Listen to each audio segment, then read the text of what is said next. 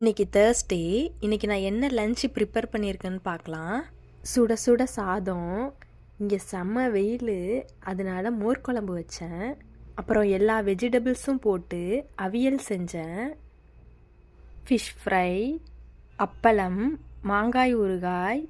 இதான் என்னோட லஞ்ச் இன்னைக்கு.